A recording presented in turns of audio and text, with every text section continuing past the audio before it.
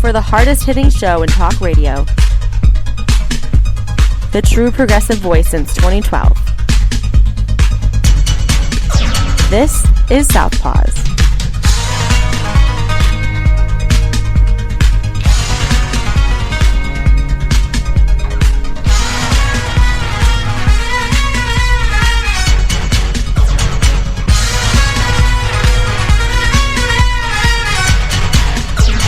And welcome to Southpaws on the Pacifica Radio Network. We are the leaders of the revolution. My name is Darren Gibson. I'm your co-host. And I am Jack Prince, your fellow co-host.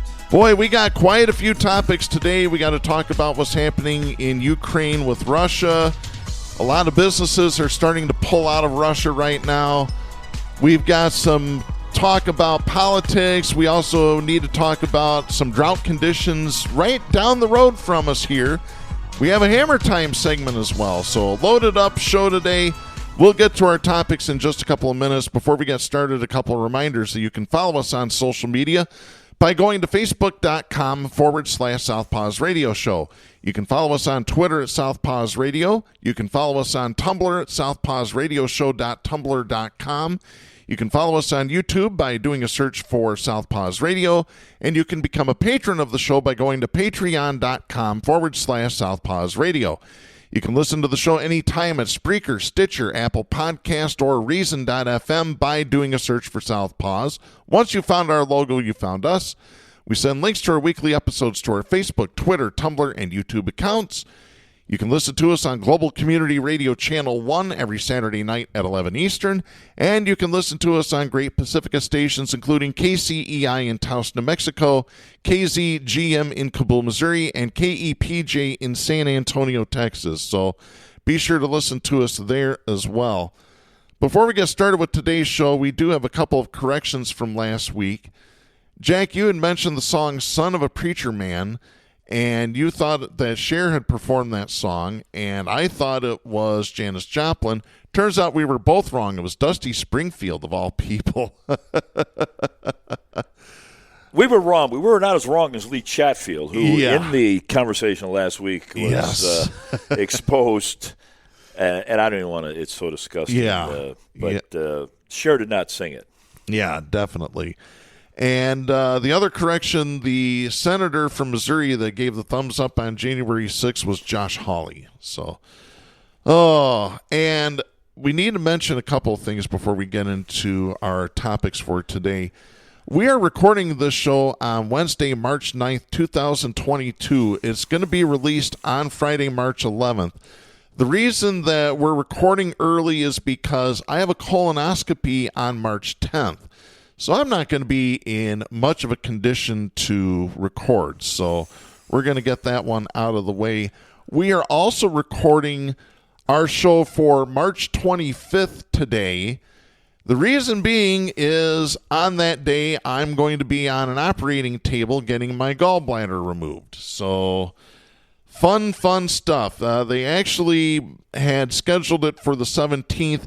This is take 2 of recording this episode. They called while we were recording and rescheduled my surgery, which I am absolutely unhappy about. So another reason to hate Betsy DeVos, because she owns that health system. So, yeah, screw you, Betsy. Screw you. I'd rather not. Oh, man. It's too bad she didn't fall in the drink like she did off the yacht that time. Apparently drunk off her ass. Yeah, when do they confiscate her yachts? Oh, that'd be nice. I'd love to see that. Just send her to Germany. They'll take care of it. We don't have any guts around here anymore. Oh, man. Well, we might as well just get right into our first topic today, so we need to play the music. Stop. Hammer time. There we go. It's hammer time. It's time to drop the hammer on the douchebag of the week, and we don't have to look very far for it this week. He's right in our own backyard. Our winner this week is Robert Regan, who is running for the Michigan State House 74th District seat in a special election. We have this story. This is Rick Albin writing for Wood Television. This is dated March 7th out of Grand Rapids. A candidate to fill the Michigan House 74th District seat in Kent County is drawing scorn for comments he made during a live stream over the weekend, including some that seem to support the propaganda Russian President Vladimir Putin has promoted to justify his invasion of Ukraine. Robert Regan, an entrepreneur, last week won the special election primary for the 74th District, which covers northern and western Kent County. On Sunday night, he joined a group called the Coalition to Rescue Michigan live online. That group says its mission is to, quote, reclaim the lost liberties of the people of Michigan, end of quote. I would really like to know, Jack, what liberties they claim they've lost that they want to reclaim. Do you have any ideas? It's inconsequential to a Republican. It is. You don't have to list them. It's a whole feeling, a vague feeling that democracy means nothing but freedoms, the freedom to be a dumbass, are being lost. Mm-hmm. We've coined that phrase. Freedom to them means freedom to be stupid. Yeah. And part of that stupidity is not having any specific claims of a loss of freedom. They go on because they had to wear a mask, that they're losing some freedom, which is absurd. Just say seatbelt, end of conversation. Yes. But they insist on this big, overblown concept of civil rights, or rights being taken away, and their freedom. Yeah. But it's an empty screen. They can't list anything. So how am I going to list anything? What would I say? What do you think that they believe they're losing? I don't know. I guess the freedom to pollute other people's air with their germs, spread disease. Any mandate that the federal government gives them, whether it's busing from across Selma, Alabama, right? I mean, they call that a loss of freedom. So if you lose racism, that freedom to them is important. To be racist, they got to have that freedom. Integrating schools in the 70s. Yeah. Oh, gee. I mean, it's insane. It's the freedom to do things that are counterproductive. It's not a freedom to be able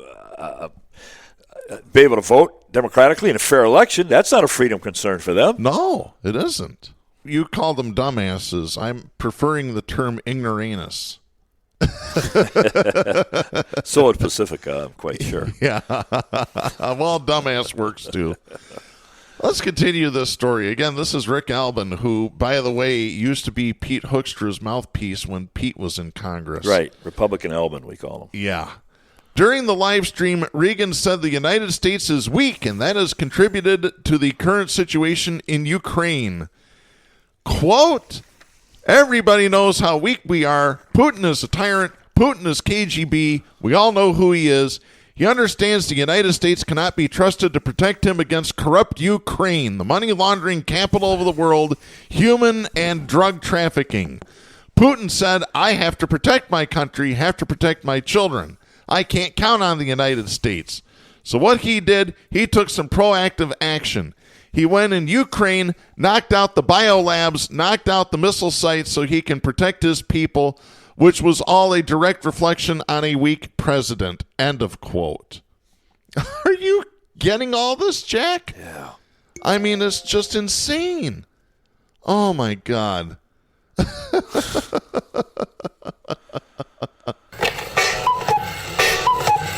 That's what I have to say there, buddy. I mean, let's break it down. Human and drug trafficking. Yeah, like that isn't happening in Mexico, especially the drugs in Mexico. The cartels are just murdering people on the streets there in certain areas. The biolabs. I want to mention this real quick. Have you heard the latest from the QAnon? They're now saying that Trump is helping Putin knock out Dr. Fauci's biolabs that he has in Ukraine. I'm not making this up. Yep. They're insane. They're nutty. They need to be locked up. They do. Oh, but God. What you should be promulgating is a remembrance to the American public, let alone the Trumpers, that it was Trump who threatened to withhold military funds to the Ukraine, do you remember, Absolutely. if they didn't cough up some sort of ridiculous lawsuit investigation against Biden's son. Yep. That's gone. That's not even mentioned anywhere. Or let's remember that he attacked NATO consistently, maintaining that the members of NATO were faulty in the amount of money they were paying in the form of dues, which was total horsepucky. Mm-hmm. There was no insufficient amount of money. It's a proportion I'm not going to take time to describe here, but they were not deficient in paying their dues. Many pundits have said if Trump had been reelected to a second term, speaking of nightmares, yes, right, he would have unequivocally withdrawn from NATO. Absolutely. Yeah, that's suicide. It really is. Let alone the fact the Democrats should have billboards out saying, remember these words, Donald Trump claimed on such and such a day in February, I don't even know what day it was. Just pulling it. Putin is a genius. That Putin is a genius. He's savvy. Putin is a genius. Donald Trump, put the date on. That's all you got to put up. Mm-hmm. I don't get it. Oh, God. Let's continue here. Asked by NewsAid if that meant he supported Putin's internationally lambasted invasion of Ukraine, Regan sidestepped, saying, quote, I would not say that I specifically support the activities of Vladimir Putin. All I was trying to suggest is when I see someone like George Soros say we absolutely need to support Ukraine, and I see all of the news media jump on board and say we all need to get behind Ukraine and condemn Putin, we've just been lied to for the last 2 years. End of quote.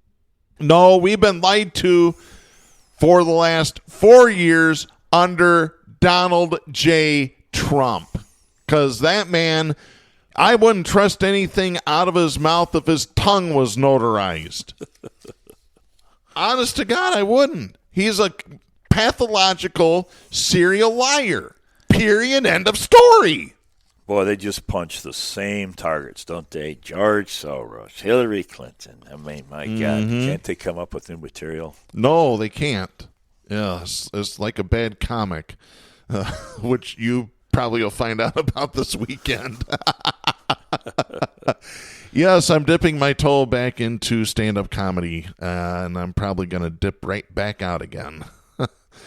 Let's continue here. Give it a try. You never know. Yeah.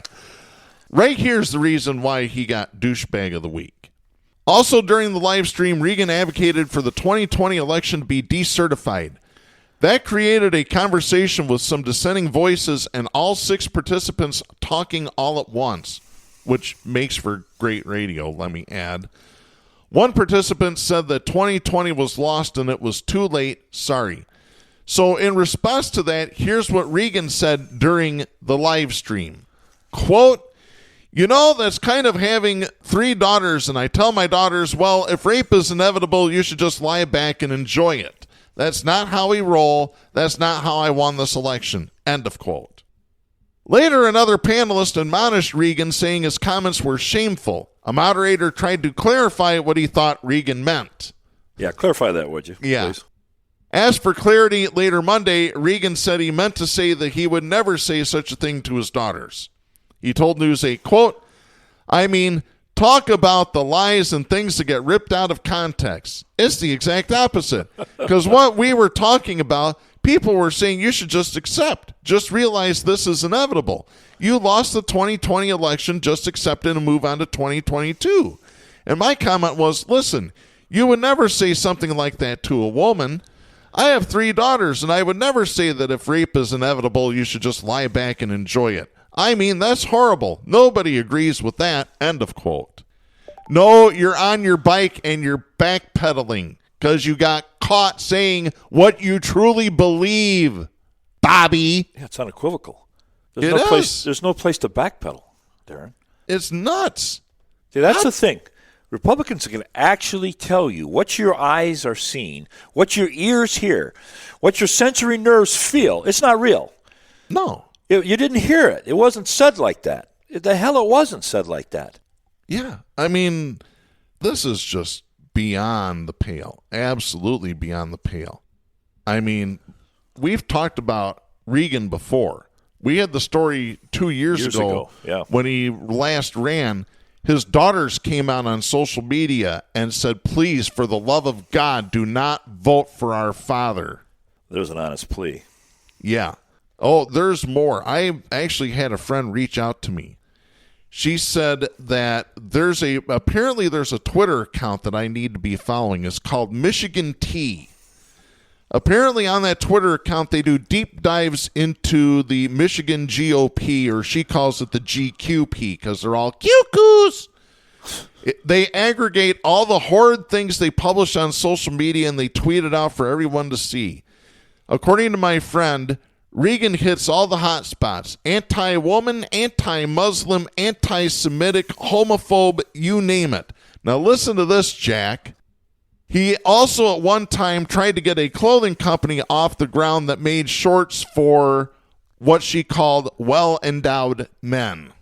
Oh, wow. They didn't call me. I had to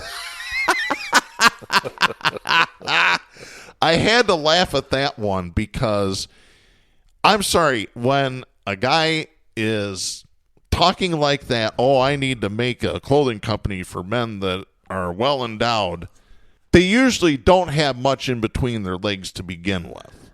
It's just like the guys that go out and buy large AR-15s because they're compensating for deficiencies elsewhere on their anatomy.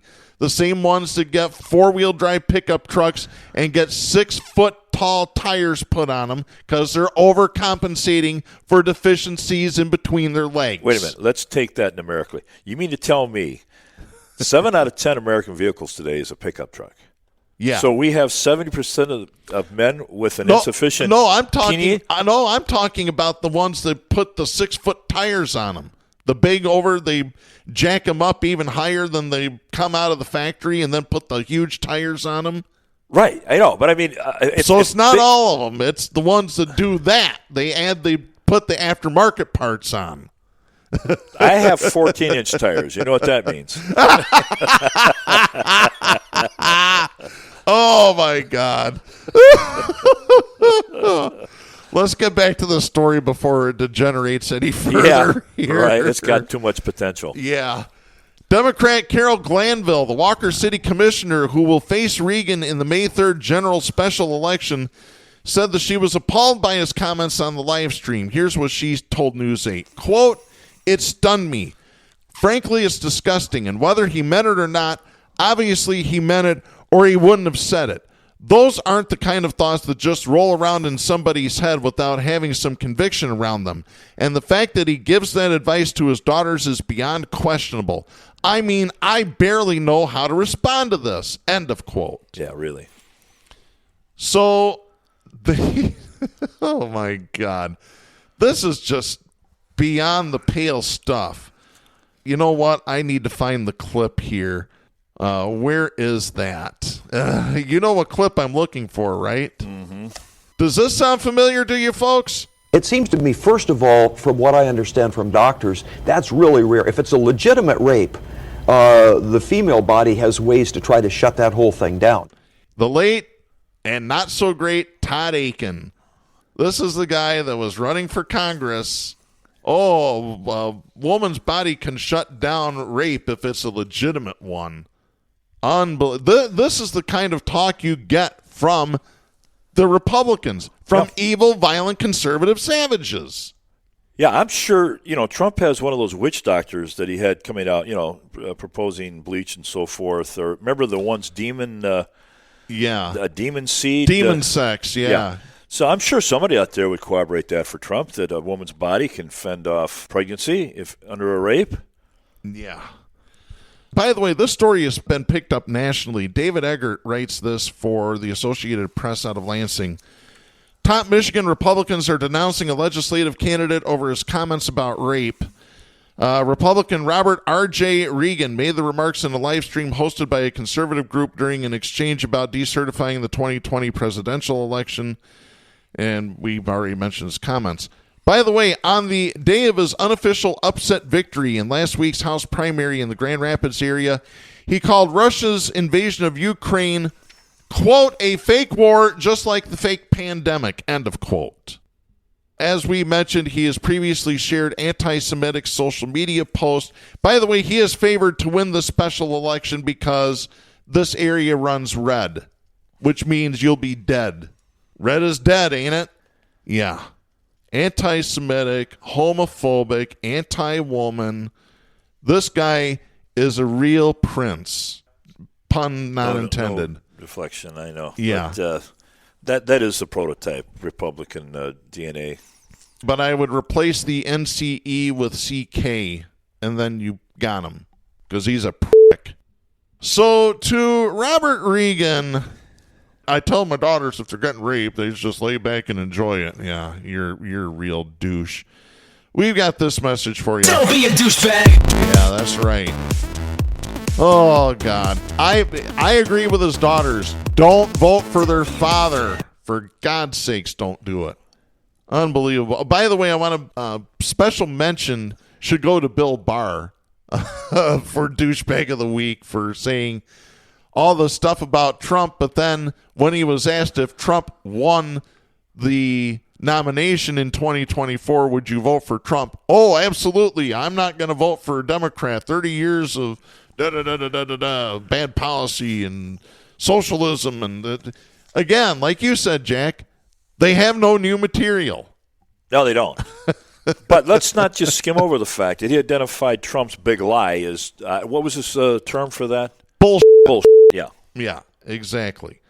But even in spite of all that, oh no, if Trump gets the nod, I'm going to be voting for him. Well, I'll tell you what, if the so-called base of redneck idiots embrace Barr's dogmatic maintenance that the big lie is bullshit, he won't win the election.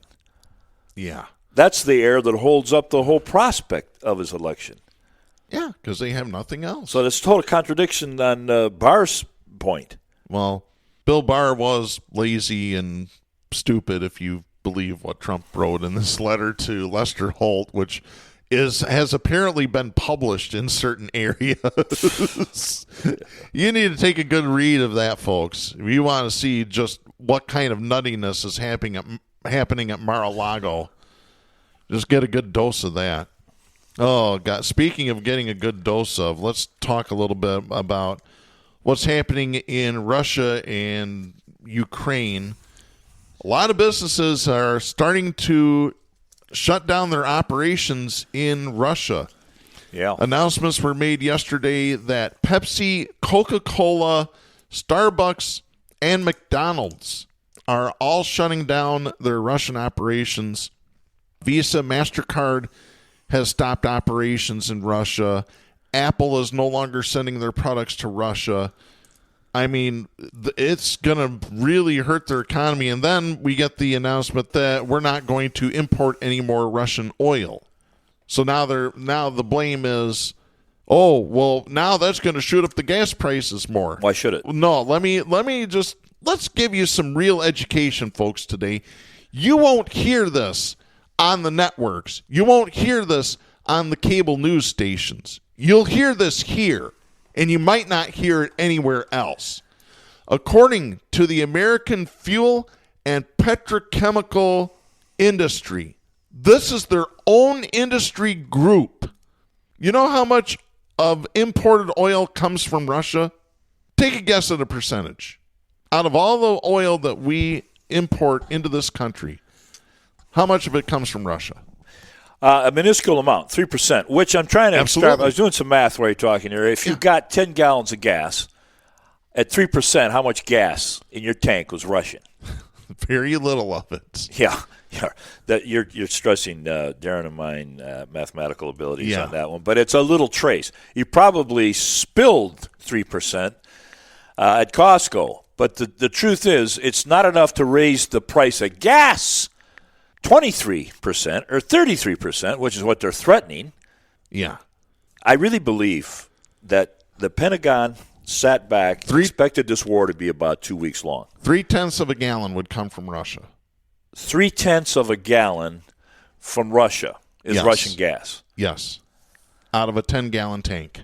Well, I think that they're thinking for the first time, hey, Ukraine could possibly hold them off.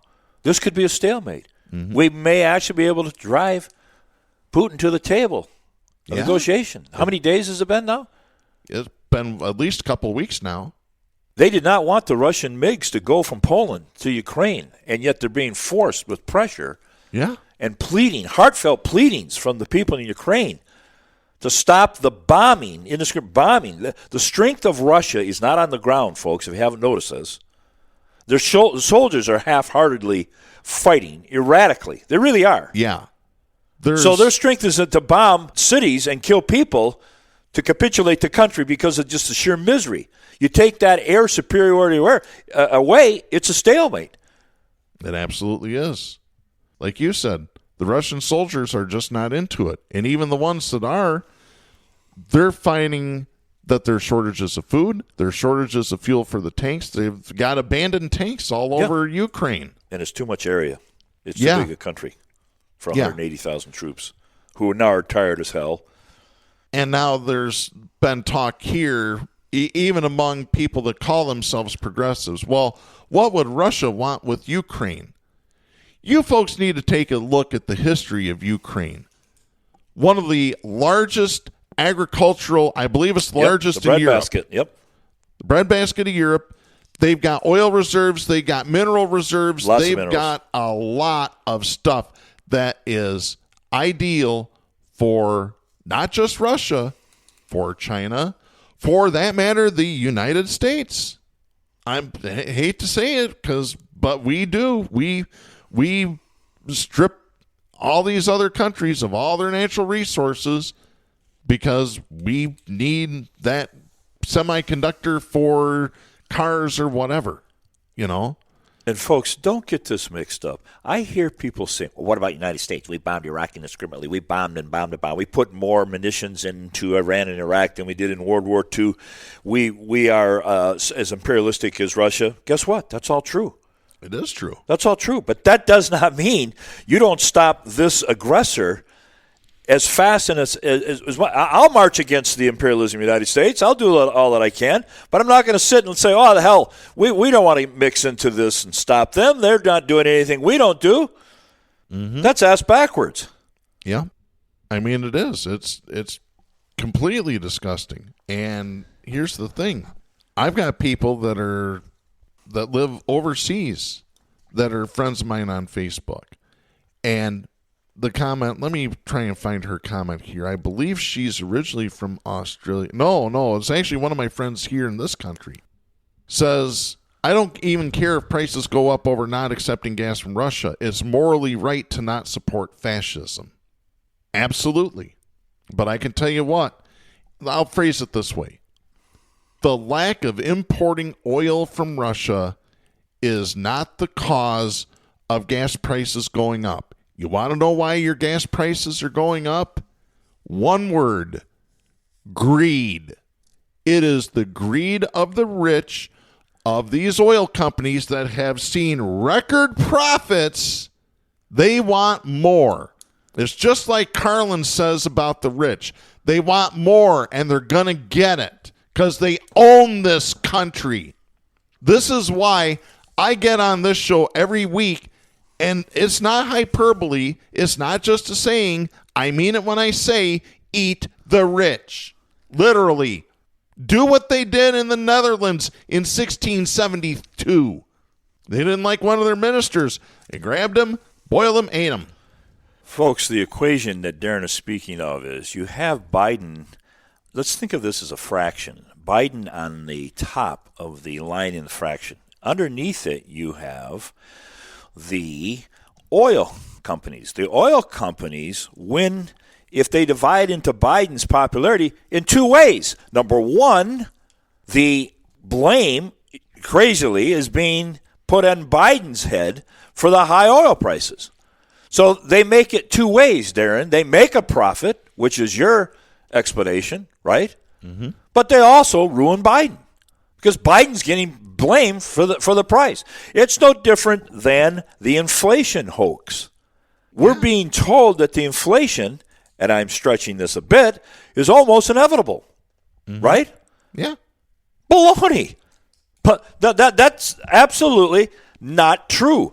The inflation primarily is driven by the same motivation that Darren just explained to you, which is greed, which is the COVID excuse to raise prices. Absolutely. It's a fog out there. We don't know if you really need to raise prices because of COVID, but somehow it's either a breakdown in supply chain or, again, some mysterious reason because of COVID lasting for 2.5 years, we have to have inflation. No, you don't have to have inflation. What has to happen, the equation that really works over and over again is the oil companies and all of the corporations, all of the food, pharmaceutical companies, everybody says, give us a reason to raise prices that the American public cannot resist, that the American public cannot refute. That's the equation that's causing the inflation. That's the reason you have the gas increase, pure and simple. Yep. Let me read you this tweet. This is from Senator Ed Markey, Democrat of Massachusetts. He tweeted this out on March 7th. Here's what he said. Here's a fact you won't hear on Fox Propaganda Channel today. He actually said the word news. We don't use the word news after the word Fox on this show. Exxon, Chevron, and Conoco made $46 billion with a B dollars in profit in 2021. Now they're using 40% of those profits for stock buybacks. Big oil is raking it in, raising prices, and taking advantage of the war in Ukraine to push for more drilling. Mm-hmm. And you can listen to their excuses. Oh, but we can't get light crude in this country. We have to import it because the technology isn't there, and geographically it's impossible to drill for light crude. Yeah, you know what I say to that? No, it's the greed. It ain't the need, it's the greed. Plain and simple. And you folks better get on board with it. It's unreal, Jack. It's unreal. Something needs to happen in this country. And like I said, eat the rich is probably the best option we've got right now. Well, but make sure you get some sweet baby raised barbecue sauce and make it taste better. They say that the largest percentage of dog food and cat food that is sold is eaten by the poor people.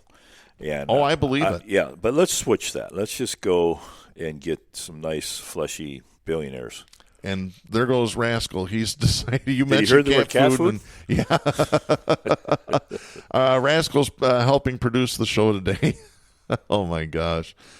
Should we get on to what's happening in Ottawa County with the water? Yeah. Let's do that. And I hate to leave Ukraine. We'll be back, I'm sure of that. I'm pretty sure of it, too. Let's get to this story. This is John Flesher writing for the Associated Press. This is dated February 26th. This is out of Allendale, Michigan, which is not very far from where we're recording this show. As a matter of fact, Jack, you have coached at Grand Valley State University. I am a graduate of Grand Valley State University with a Bachelor's of Science degree in journalism. Mm-hmm. So I coached at Allendale High School, too. We know Allendale very well. Dale Bice knew running a commercial greenhouse would pose challenges. He just never expected a water shortage to be among them. Not in Michigan with its vast aquatic riches. Yet a couple of irrigation wells yielded only a trickle, and one quickly ran dry. He installed equipment to capture rainwater for the plants. Then a drinking water well failed. Finally, Bice spent $350,000 connecting to a pipeline that supplies nearby Grand Rapids. The Ottawa County growers said, quote, "My greenhouse sits 12 miles from Lake Michigan, one of the greatest sources of fresh water in the world, and I didn't have enough," end of quote. His struggle, resulting from a geological quirk and heavy demand from farmers, developers, and homeowners in a surging section of southwest Michigan, is a cautionary tale for a state counting on its reputation as a water paradise to be a competitive economic advantage as climate change afflicts hotter, drier regions. Some futurists depict Michigan and the Great Lakes as climate havens that will lure people and businesses wary of worsening drought, wildfire, hurricanes, and other disasters. Not so fast, skeptics say. Amid images of abundance lurk problems with pollution, overuse, and deteriorating infrastructure. David Dempsey, an environmental analyst for government agencies and activist groups, said that outsiders, quote, see these 5 enormous lakes and assume there's more than enough water for everybody, but we have tons of unresolved problems, end of quote. The Great Lakes region is striving to shed its worn-out Rust Belt image by developing a blue economy that leverages this abundant fresh water. Around the lakes, many cities are promoting water-based tourism and technologies while converting urban riverfronts from industrial wastelands to parks and condominiums. The strategy would seem especially suited to Michigan. Surrounded on 3 sides by 4 of the Great Lakes, it also boasts 11,000 inland lakes and 76,000 miles of rivers and streams. At a conference last year, Governor Gretchen Whitmer said, quote, we are a state geographically and culturally defined by our water, end of quote. But clean, affordable water isn't as available as it seems. Lead pollution has made the cities of Flint and Benton Harbor symbols of neglect, disproportionately harming poor, largely minority communities. Mm-hmm. Water bills are soaring in some areas as infrastructure deteriorates. That's according to a recent University of Michigan study. I'm going to stop here real quick because the mayor of Benton Harbor just gave the State of the City address and was talking about how the state is pouring money in to get rid of these lead lines in the water system. I believe to the tune of like $18 million. Mm-hmm. When this crisis started, you know how much money they had toward replacing the pipes? $300,000. That was it. It's a drinking fountain. It is.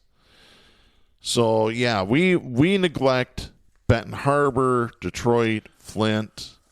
What all those areas have in common? High populations of black people. It's done by design, folks. This isn't a fluke. This isn't coincidence. There's no such thing as coincidence. No. For those who think it's a coincidence, there's nothing more foolish than the obvious to those people. Yep. Toxic chemicals known as PFAS, or per- and polyfluoroalkyl substances, contaminate wells around the state. Industrial waste, farm runoff, and sewage trigger algae blooms and prompt occasional warnings about swimming in the lakes or eating too many of their fish. And I'm going to stop there real quickly. All you need to do, folks, is go to the companion show for Southpaws called Period, End of Story. Go to episode 1 and listen to Anthony Spagnola, who's a Detroit lawyer and the co-chair of the Great Lakes PFAS Action Network. He tells you all about it, folks. Not just what's happening up at the Air Force Base in Oscoda, but also on the farmlands, as I can attest to with my idiot neighbor across the street from me pouring human waste containing who knows what the hell's in it on his fields, which they finally stopped after my mom threatened to sue everybody. Don't mess with an 83-year-old Kentucky woman. Don't ever do it. I know, kudos to your mother, but do you really need to have a lawsuit before you realize that spreading human waste on agricultural fields near neighbors is detrimental? Do you need to? Did somebody go, duh? Apparently you do, because the farmers are getting pitched this stuff as free fertilizer. Oh, this will help grow your crops, and it's free. We'll transport it to you for free. Well, nuclear waste made Godzilla, right? A little lizard into Godzilla. So let's put some nuclear waste on those tomatoes. Yeah. Give them the size of basketballs. Why not? No kidding. People don't understand what they're putting on their fields. Farmers don't anyway. No, the farmers are most of them are dumbass conservatives. There's the dumbass again. I'm sorry to say it. Yeah. When they took the chemical to put a needle in the back of the cows, it would triple their udder performance of the cows, which was so cancerous. I mean, it was beyond the charts on the cancer rate for women's ovaries. Remember that old drug right here? But hey, they got more milk. Yeah. Take a look at what's happening in Maine.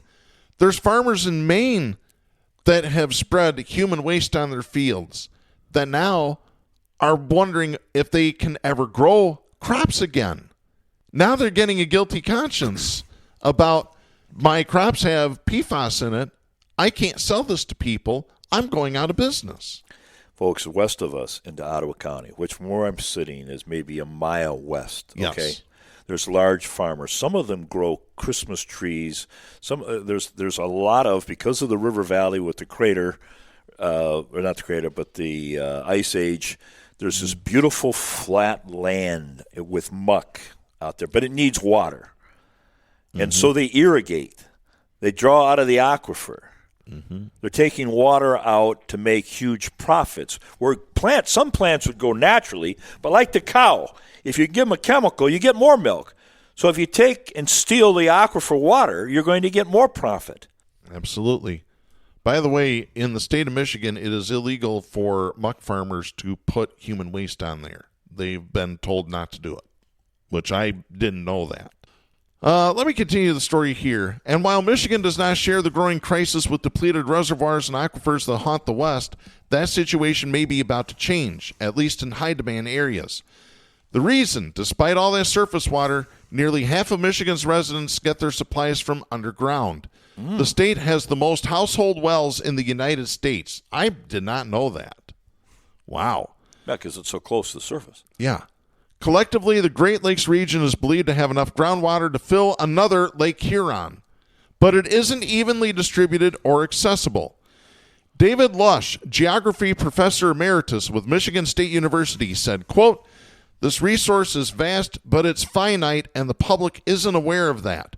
We've all grown up with this bias that we're the water wonderland, and how could we possibly have a shortage?" End of quote. Glaciers that scoured the landscape before melting to form the Great Lakes left a jumble of subsurface rock formations, some holding more water than others. That's according to John Yelich, director of the Michigan Geological Survey. Where soils are rich with sand and gravel, rain oozes deep underground, replacing water sucked out for irrigation, industry, or home uses. But in spots, thick clay prevents surface water from replenishing aquifers. Heavy pumping can send levels perilously low and draw up salty remnants of oceans that covered the continent eons ago. Michigan is behind on detailed mapping of its underground waters, so the extent of its vulnerability is unknown, according to Yelich. He said, quote, "For some parts of the state, it's a crapshoot," end of quote. In at least one place, the danger is clear. Ottawa County is the fastest growing county in Michigan, and Allendale Township is its boom town, a Grand Rapids bedroom community home to Grand Valley State University. The main thoroughfare is lined with chain restaurants and stores, which, by the way, those didn't exist about 40 years ago. Oh, they sure didn't. Allendale was a sleepy little town. It sure was. Grand Valley, the reason Grand Valley was built out there, a farmer, he sold his cornfield or donated it, right? Yeah, next to the Grand River. Yeah. The Grand River, longest statewide, winds toward Lake Michigan past blueberry farms and cornfields mingled with newer subdivisions. As Beist battled bulky greenhouse wells, local officials juggled reports of salty irrigation water from farmers and spotty supplies in residential developments. Studies found the clay-topped aquifer below had plummeted 40 feet since the 1990s. That is according to Paul Sachs, County Director of Strategic Impact. It's a sore spot for Chip Rybicki, a fifth-grade teacher whose family was first to occupy a new cul-de-sac in next-door Blendon Township 5 years ago. He said, quote, "Nobody said, hey, do you realize there's a lack of groundwater and you're on a well?" End of quote. As his lawn sprinkler ran one day in 2019, he said, quote, "I heard the spinning and sputtering, like when you go down to the bottom of a glass with a straw. We were running out of water." End of quote. He cut back on sprinkling, but many others haven't. He said that, quote, "I'd rather have an eyesore than no water," end of quote. Kelly Rice, president of the Ottawa Parks Commission, said, quote, "People say, hey, I'm not watering that much, but add up thousands of homes and it's a lot," end of quote. She has defeated several citations alleging violation of rural noxious weed and road vision ordinances after replacing water-gorging turf grass with native shrubs on her 5 acres. A county plan warns of dire consequences unless things change. Dry wells, crop failures, health problems from drinking water with excess sodium. An advisory board is considering policies such as limiting well-dependent subdivisions, which might encounter resistance in the Republican-heavy county where Donald Trump received 60% support in 2020. Yeah, we got our own Alabama right here, folks, in Ottawa County. Yeah, within walking distance of where we're recording. But an Allendale Township ordinance already requires the new residential projects connect to city water. Township Supervisor Adam Ellenboss said that residents, quote, will appreciate it when they turn on the faucet, end of quote. Some other parts of Michigan have geology like Ottawa County, and the potential is there for similar issues, according to Jim Milne, a water supervisor with the State Department of Environment, Great Lakes, and Energy, which is known as EGLE. Demand is rising, particularly where farms are stepping up irrigation. In an October report arguing for more protection from overuse and pollution, Michigan academics and regulators said, quote, groundwater is a natural resource in peril, end of quote. Inland communities that run short can't count on a bailout from the Great Lakes. They supply nearly 300 of the state's public water systems, but mostly in coastal areas. Pipeline projects are very expensive and must meet rigorous environmental standards.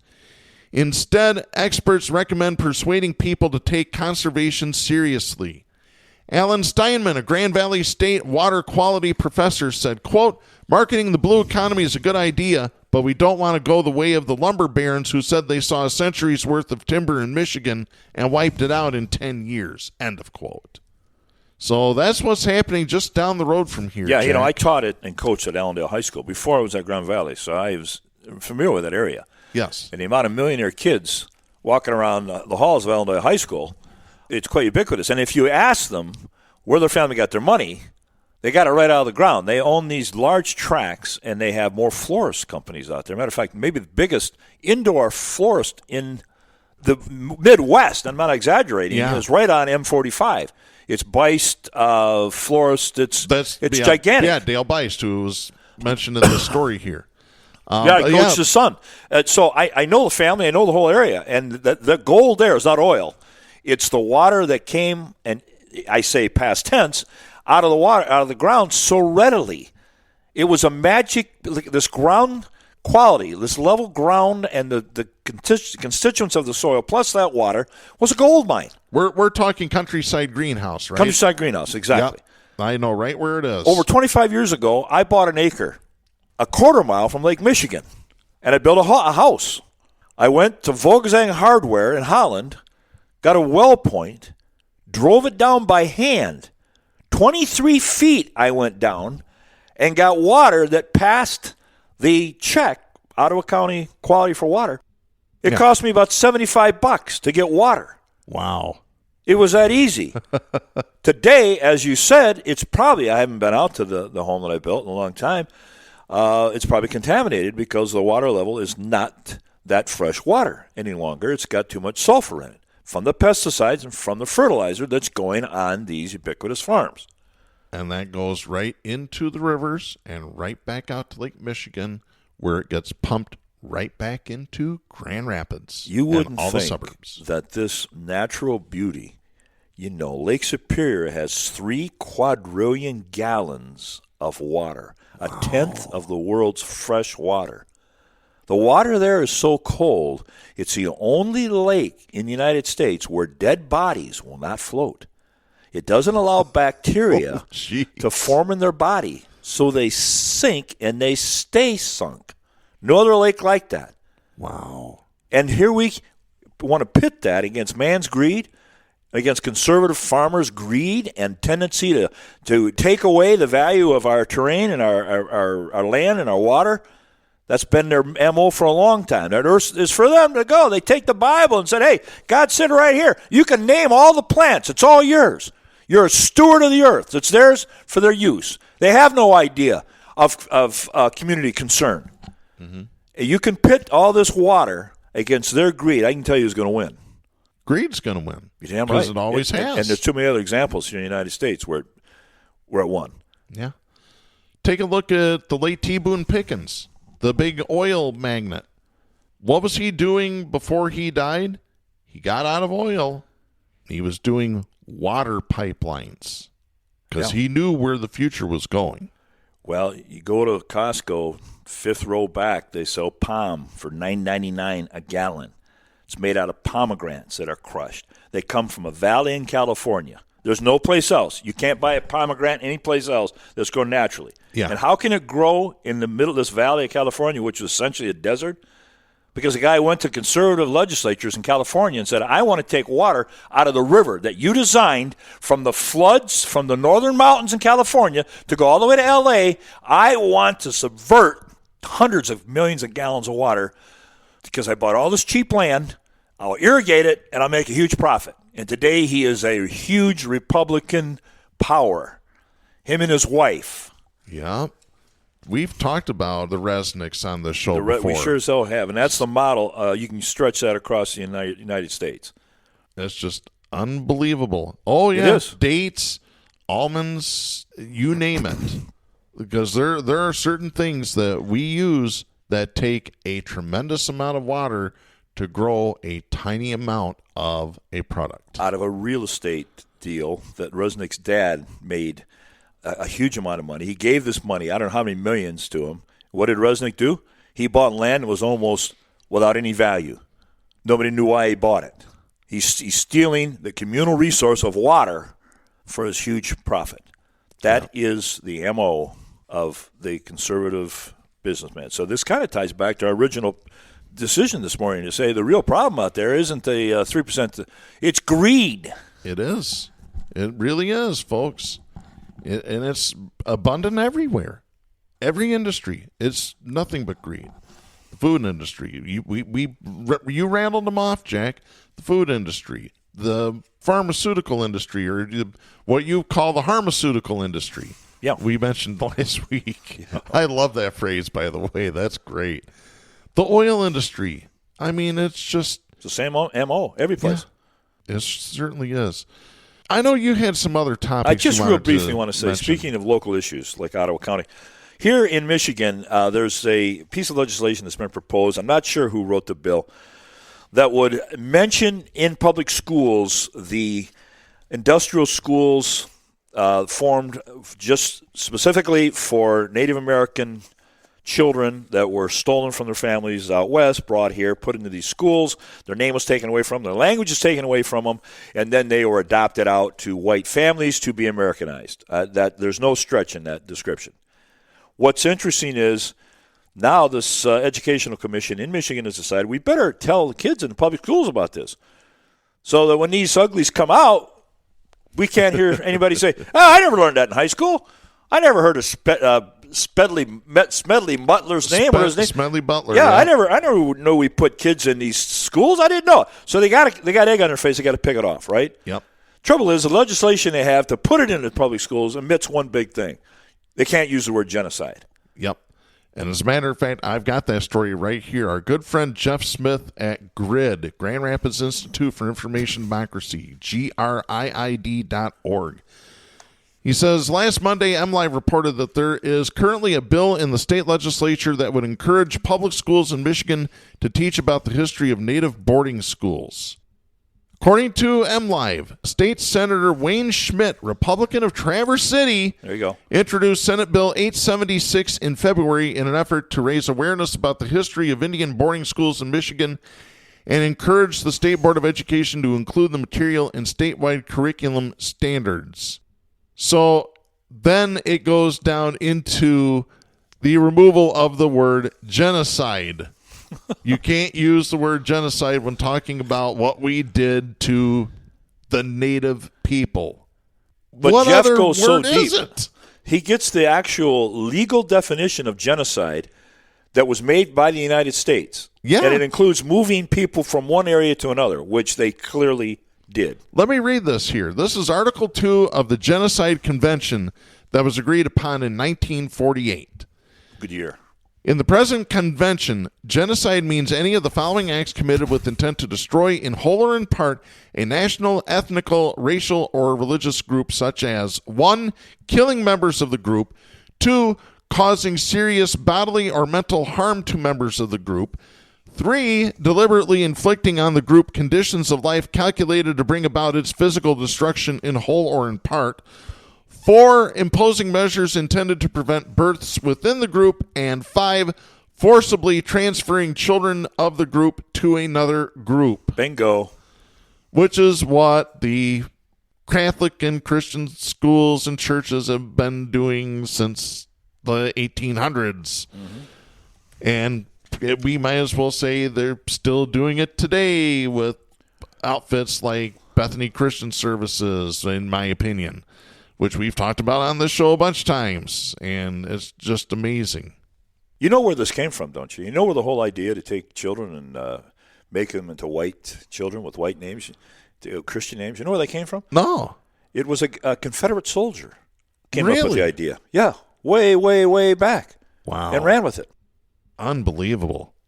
That's all right. They made Jim Thorpe, right? Jim Thorpe came out of one of these schools, so it's okay. We got that going for us. Speaking of state legislation, I want to mention this one. I heard this on the news this morning, and my blood boiled. I am calling on all of my listeners in the state of Michigan. Call your state senator and your state representative today. No. They need to vote no on Senate Bills 597 and 598. These are bills that would privatize the state mental health system for Medicaid patients. Wow. Private insurance companies would manage the state system under these two bills. You know how that works. Yeah, we've seen it with the schools. We've seen it with the prisons in Michigan. It doesn't work. You cannot run government like a business. Perry Johnson, by the way, for those of you that don't know, Perry Johnson, the guy that started the ISO certifications, is running for governor of Michigan as a evil, violent, conservative savage, a Republican. Cuckoo, cuckoo. Our moniker for Republicans. Yes. And this is a terrible idea. I mean, it really, really is. Mental health is too important to me, of all people. I've talked about my struggles on this show. I don't want to see this happen to anybody else. This is horrible. Don't do it. You need to call your state rep. You need to call your state senator now and tell them to vote no if they want your vote when November comes. The only legitimate influence Republicans have on mental health is they'll drive you crazy. Pretty much. They do. My mom says all the time, oh, you need to stop watching the news or getting your heart rate up. You need to calm down. No, I don't. You know what we need to do? We need to send these idiots to the unemployment line. If they're beyond fabulously wealthy, we need to send them to the boiling kettle. No pun intended there either. Yeah, that's an inside story. Yes, it is. The boiling pot. Because they would pull them right out of the fire, wouldn't they? Oh, my God. Oh, yeah, we like to pick on limousine liberals whenever we can. Our forte, Darren. Absolutely. Well, folks, we are out of time for this week, and we'll be back next week. I'm Darren Gibson. I'm Jack Prince. For our announcer, Kristen Cook, please support independent media and the First Amendment. The stations that carry Southpaws do not necessarily share the opinions expressed on the show. Southpaws is protected by the First Amendment to the U.S. Constitution and is copyrighted by Big D Entertainment. All rights reserved.